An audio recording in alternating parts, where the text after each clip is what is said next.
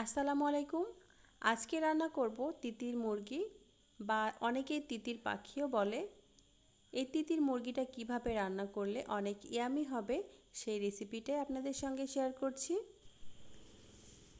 এটা হচ্ছে তিতির মুরগির মাংস, আর এই মাংসটা খুব ভালোভাবে ধুয়ে পানি ঝরিয়ে নিয়েছি।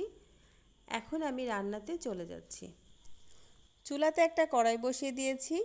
দিয়ে দিচ্ছি হাফ কাপের একটু বেশি সয়াবিন তেল।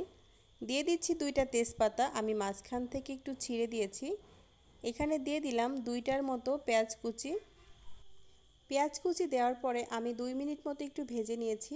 এখানে দিয়ে দিলাম 3 টুকরা এলাচ, 3 টুকরা দারুচিনি আর 3 টুকরা লবঙ্গ আর কিছু গোলমরিচ। 2 মিনিট মতো একটু ভেজে নিয়েছি আর মশলা থেকে খুব সুন্দর একটা সুঘ্রাণ বের হয়েছে।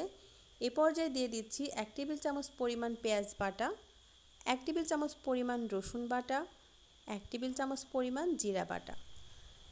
পেঁয়াজের সঙ্গে মশলাগুলো আমি একটু ভেজে নিচ্ছি যেন পেঁয়াজটা পুড়ে না যায়। আমি এখানে বাটা মশলা ব্যবহার করেছি, আপনারা চাইলে এখানে জিরা গুঁড়াটাও দিতে পারেন। দিয়ে দিচ্ছি 2 টেবিল চামচ পরিমাণ শুকনা মরিচের গুঁড়া। আমার কাছে মাংসটা ঝাল ঝাল না হলে খেতে ভালো লাগে না, এজন্য ঝালটা একটু বেশি দিয়েছি। আপনারা চাইলে ঝালের পরিমাণটা একটু কমিয়ে দিতে পারেন। দিয়ে দিলাম এখানে পরিমাণ মতো লবণ আর 1 টেবিল চামচ পরিমাণ হলুদের গুঁড়া। মশলাটা ভালোভাবে একটু কষিয়ে নিচ্ছি। দেখতেই পাচ্ছেন মশলাটা কিন্তু অনেক ভালোভাবে কষানো হয়ে গেছে। এখানে আমি অল্প একটু পানি দিয়ে দিলাম।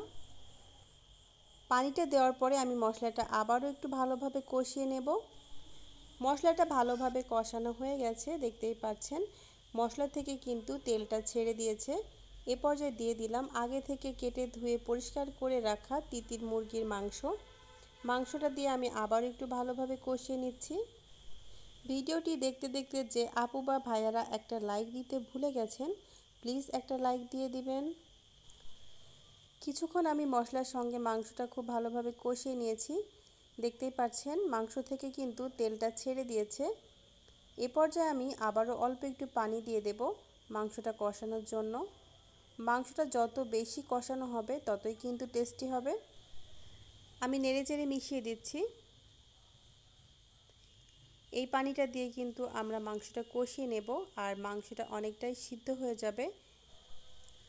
বলক চলে এসেছে। আমি নেড়েচেড়ে এই পানিটা শুকিয়ে মাংসটা কষিয়ে নিয়েছি। দেখতেই পাচ্ছেন পুরো পানিটাই কিন্তু শুকিয়ে গেছে আর মাংস থেকে তেলটা বের হয়ে গেছে। এ পর্যায়ে আমি দিয়ে দিচ্ছি ঝোলের পানি। আমি কিন্তু কয়েকবার কষিয়ে নিয়েছি আর এই কষানোর কারণে কিন্তু এই মুরগির মাংস থেকে কোনো রকম কোনো গন্ধ থাকবে না। একটু মিশিয়ে নিচ্ছি।